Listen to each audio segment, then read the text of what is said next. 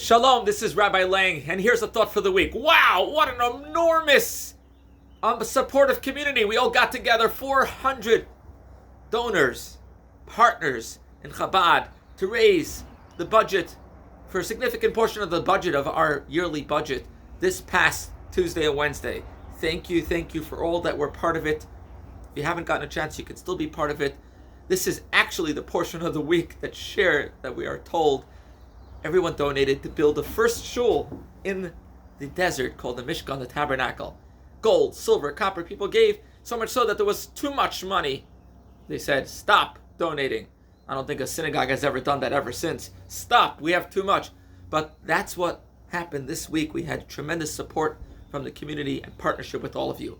Today's the day that Moses was born and passed away. So the mazel of the Jewish people is very powerful, starting the month of Adar, the month of Moshe's birth and passing, Yartzeit. So therefore, we should be extra joyous. That's why it says when Adar comes, we have to add in joy. Why should we be joyous? We have pandemic, we have sadness, we have challenges. Think for a moment, meditate for a second. In the last 24 hours of your life, you'll see how God is guiding you and giving you your needs. Look, think about it. If you really think objectively. Number two, you have to be joyous because you have to remember that God took us out of Egypt, gave us the Torah. He chose you to be part of the Jewish people, to be a light to the nations. That God is with you every single second.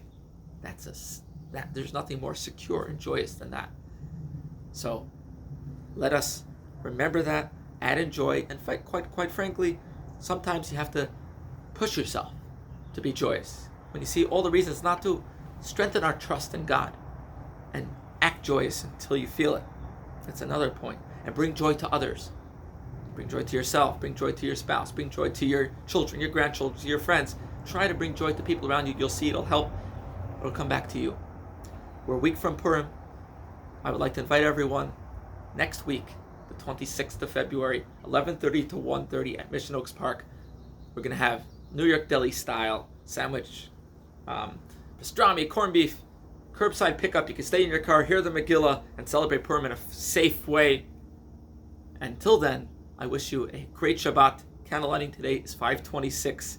Tomorrow we read a special part of the Torah about wiping out Amalek and how that's in a mitzvah of the Torah. And what that means inside of us, there's a doubt. We always have this doubt, and that's called the evil impulse, the Amalek within. They were the first nation to attack the Jewish people, the ultimate anti-Semites. Haman was a descendant of Amalek, who the whole story of Purim surrounds.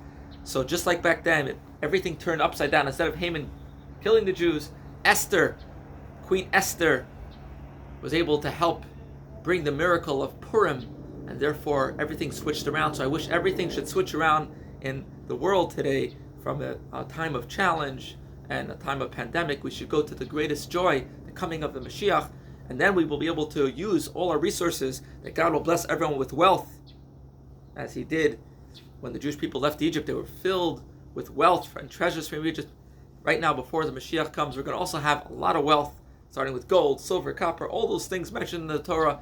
We are wealthy spiritually, we're wealthy physically, and we'll be able to use our wealth for happy things, to live a happy life based on Torah mitzvot, and be able to build the third temple with our wealth. With Mashiach's coming, may we celebrate next week already Purim in Jerusalem, because Mashiach will come immediately. Have a great Shabbos. Candle lighting today, Camarillo time, 5:26. Great Shabbos and an early Happy Purim.